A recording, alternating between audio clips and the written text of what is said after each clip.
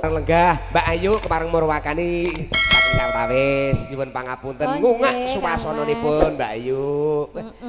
Sisan le ngadeg ya Mas. Iya sisan le jumeneng ya arep sing dikaya ngopo gandeng pernae kowe iki etuk karo kakangku ya paripaksa kowe iki tak celuk. Aku ki ning kene ya padha karo kancane ngene. Iki wis tak dumrata awan iki Dik. Sing loro iki kalebu pesinden sing wis kepareng palakrama. Sing loro iki isih legan prawan tur durung tau mambu lanangan. Dadi wis tak dum padha. Kok lanangan to? Nggih, tegese urung tau rabi. Urung tau ngerti sing to jenenge lento. Nah, kuwi wis tak lemper ngerti. Wis tak dumrata, mula pilahane dewi-dewi. Nggih, saderepun dalam ngaturaken Assalamualaikum warahmatullahi wabarakatuh. Waalaikumsalam warahmatullahi.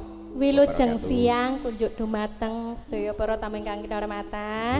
Sugeng lelenggahan ingkang sekeca nggih Pak, Bu. Sinambi midhangetaken campur sari tresna budaya garis miring karya budaya. Pokoke sadurunge spanduk iki dadi karya budaya tetep tak koki garis miring. Ora mangsaku lek gawe spanduke ra dadi-dadi, dadine kapan to, Mas? Wah, aripin ngono gur gawe spanduk kok 7 sasi 3 dina 4 menit. Lah iya. Nggih ngaturaken wilujeng rawuh Pak Lurah Pojo.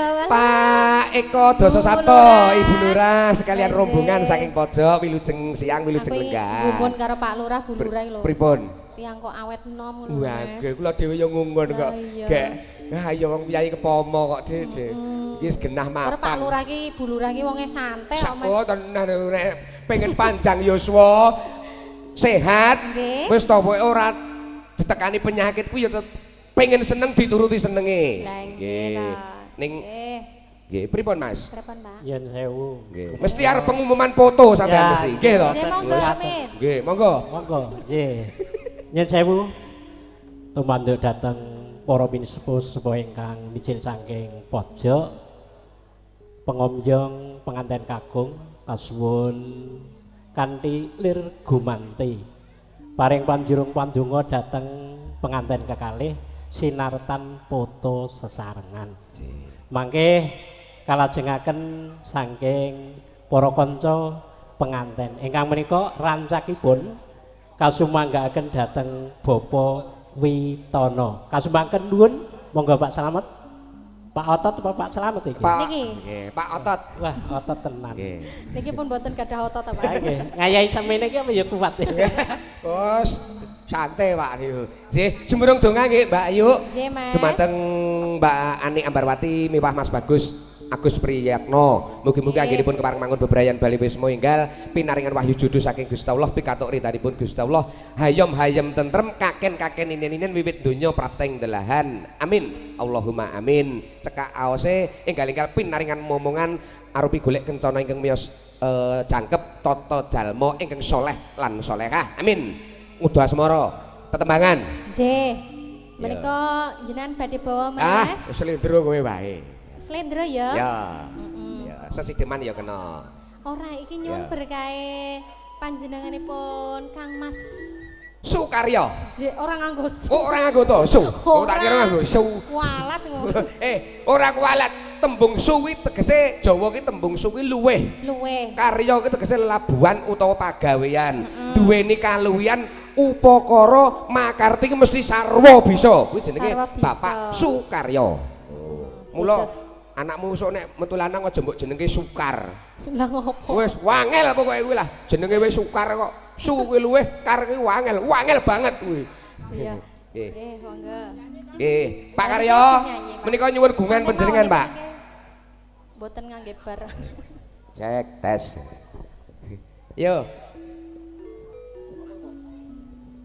Slendro larase. Dandang gula saged, asmarandana saged. Kinanti nggih saged monggo nderek. Napa ali-ali napa dedep-tidem monggo nderek panjenengan. Ya, mangke khusus pepundhen kula ing saking pojok menika sinugata larasipun pelok barang nanging mangke. Mangke. Wah, karmenane bapak ki kelinci ucul.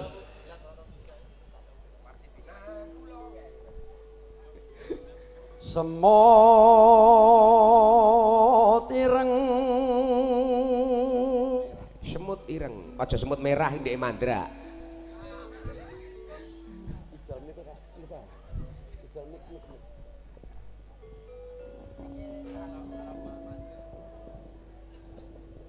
anak-anak sapi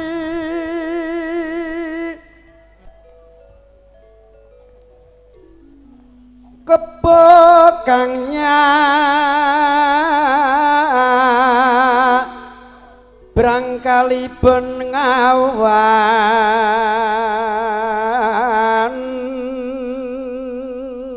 Kebo nyengkok suarane Pak Karyo mbok nganti melodimu pedhot ya ora iso ta Bu. Keong gondang jarak sungute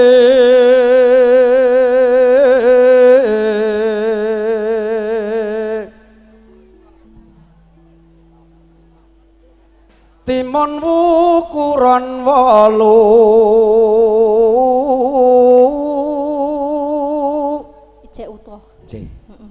Surabaya geger ke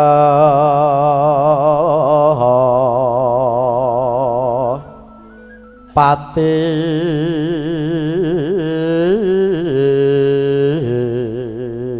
Iki ambak suarane wis malih niki ijek kalah gandem karo sing dhisik. Mergo dhisik iki bapak iki suarane jos tenan lesik-sik kuwi. Mergo rokoke iki linting. Saiki ndang ganti jarum 76 iki rokoke rada beda. Oh, ngono, Mas. Nggih, suarane ya rada beda. alun-alun Kartosuro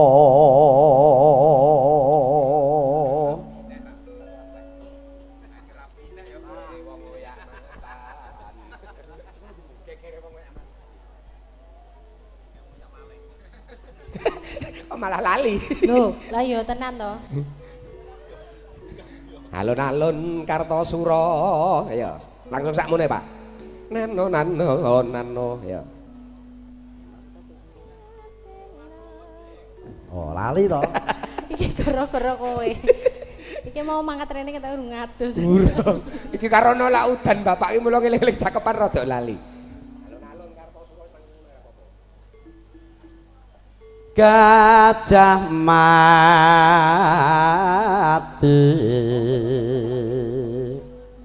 Cinancang wit Widosari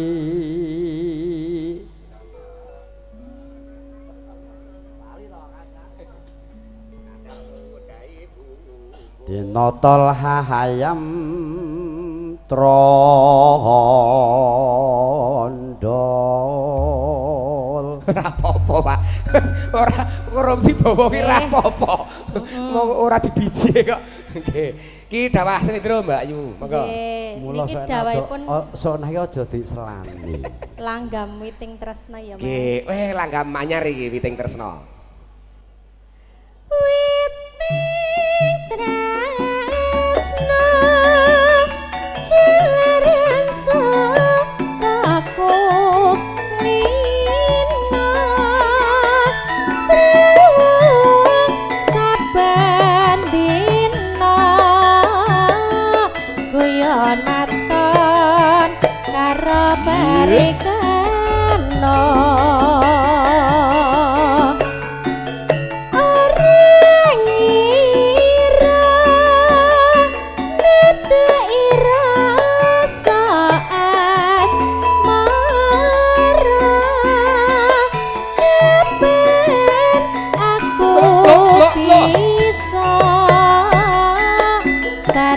Sarawongan karo catur netra suwi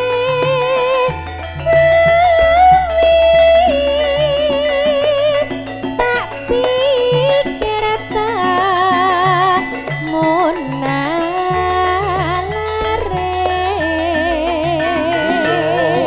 Iya iya iya.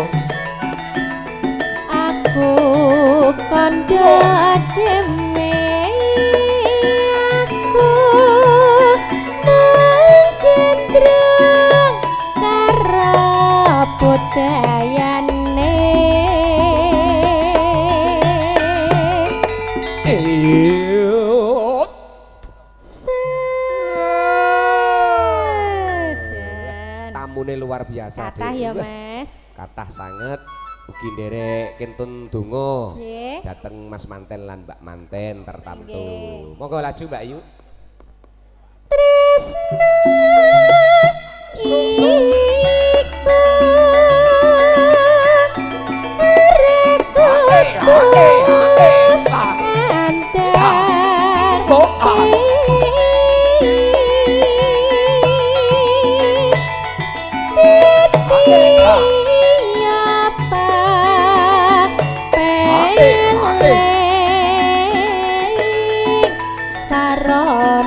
iku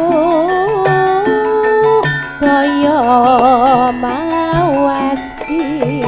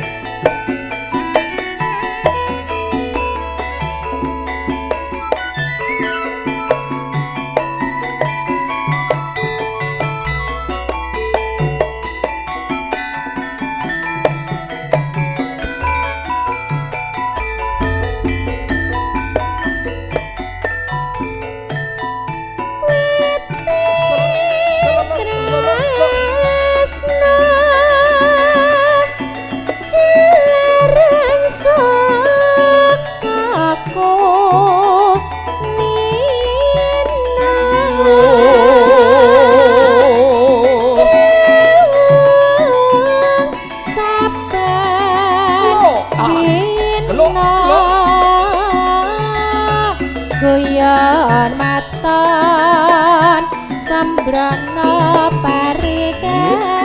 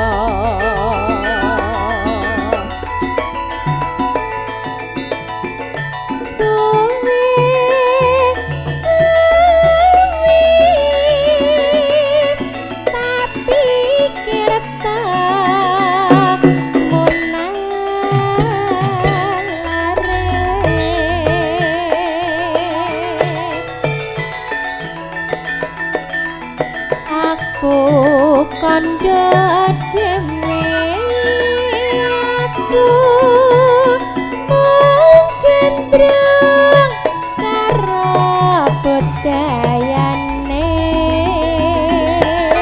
Hae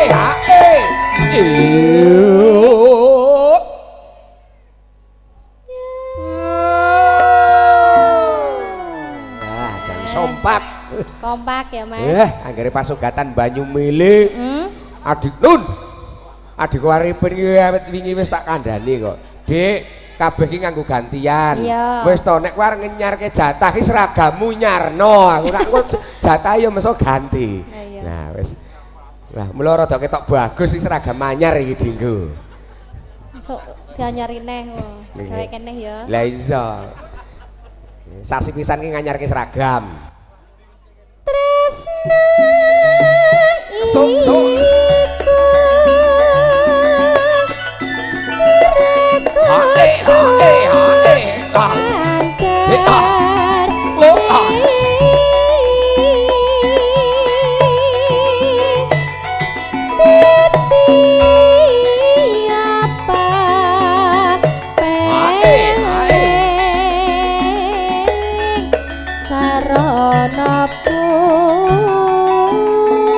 Kaya mawas diri. Kripik gedang kripik telo terus sing mandan waton arata langgam witing tresna sawetawis rinengga para kadang karya budaya.